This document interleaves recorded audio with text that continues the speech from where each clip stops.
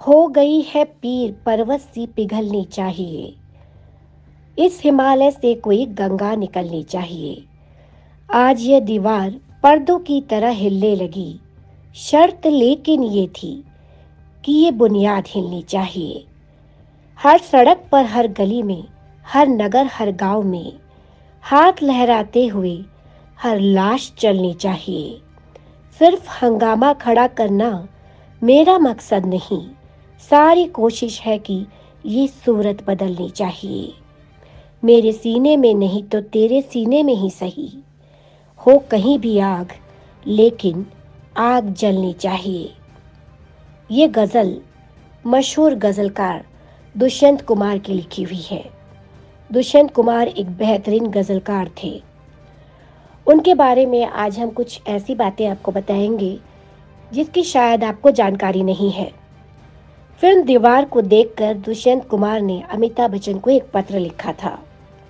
70 का दौर ही कुछ ऐसा था। शासन सत्ता के खिलाफ गुस्सा हर तरफ जाहिर हो रहा था। अगर फिल्मों में अमिताभ बच्चन उभर कर आए थे तो कविताओं में दुष्यंत कुमार। सन 1933 1 सितंबर को इस कवि का जन्म हुआ था, जिसकी लेखनी आज भी युवाओं के दिलों में गूंजती है और बुजुर्गों की जबानों पर बसती है। हम दुष्यंत कुमार की बात कर रहे हैं, जिन्होंने कहा था, तू किसी रेल सी गुजरती है, मैं किसी पुल सा थरथराता हूँ। दुष्यंत कुमार ने कविता, गीत, गजल, काव्य, नाटक, कथा, हिंदी की सभी विधाओं में लेखन किया, लेकिन उनकी गजलें उनके लेखन की दूसरी विधाओं पर भारी पड़ गई। उत्तर प्रदेश के बिजनौर जनपद की तहसील नजीबाबाद के ग्राम राजपुर नवादा के रहने वाले हिंदी के जाने माने कवि और गजलकार दुष्यंत कुमार त्यागी का जन्म 1933 में हुआ था और वह 30 दिसंबर 1975 को भोपाल में दुनिया को अलविदा कहकर चले गए। उन्होंने भोपाल में आकाशवाणी में बतौर असिस्टेंट प्रोड्यूसर काम किया। इलाहाबाद में उन्होंने अपनी पढ़ाई लिखाई की। इस दौरान उनकी कथाकार कमलेश्वर से गहरी दोस्ती हुआ करती थी। दुष्यंत ने महज 42 साल की छोटी सी उम्र में ही जिंदगी को अलविदा कह दिया, लेकिन अपने शब्दों से लोगों के मन पर वो छाप छोड़ी जो साल दर साल और गाढ़ी होती जा रही है। उन्होंने अमिताभ बच्चन को उनकी फिल्म दीवार देखकर एक पत्र लिखा था। दुष्यंत कुमार की कविताओं में उन्होंने आपातकाल में कहा था, मत कहो आकाश में कोहरा घना है, यह किसी की व्यक्तिगत आलोचना है। निदा फाजली के मुताबिक दुष्यंत की नज़र उनके युग की नई पीढ़ी के गुस्से और नाराजगी से सजी बनी है। यह गुस्सा और नाराजगी उस अन्याय के खिलाफ नए तेवरों की आवाज़ थी जो समाज में मध्यम वर्गीय झूठेपन की जगह पिछड़े वर्ग की मेहनत और दया की नुमाइंदगी करती है।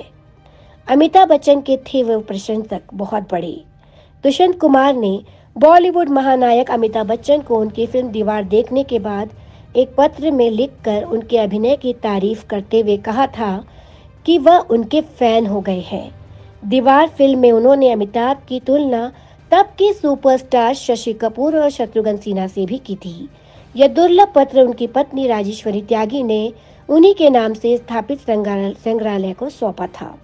दुष्यंत कुमार और अमिताभ के पिता डॉक्टर हरिवंश राय बच्चन में गहरा प्रेम था। दुष्यंत कुमार ने अमिताभ को लिखे इस पत्र में कहा कि किसी फिल्म आर्टिस्ट को पहली बार खत लिख रहा हूँ, वह भी दीवार जैसी फिल्म देखकर जो मानवीय करुणा और मनुष्य की सहज भावुकता का अंधाधुंध शोषण करती है। कवि और शायर ने अमिताभ को याद दिलाया, तुम्हें याद नहीं होगा, इस नाम का एक नौजवान यानी कि दुष्यंत कुमार इलाहाबाद में अक्सर बच्चन साहब के पास आया करता था। तब तुम बहुत छोटे थे।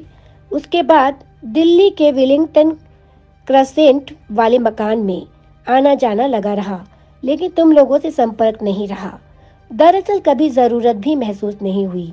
मैं तो बच्चन जी की रचनाओं को ही उनकी संतान माने हुए था।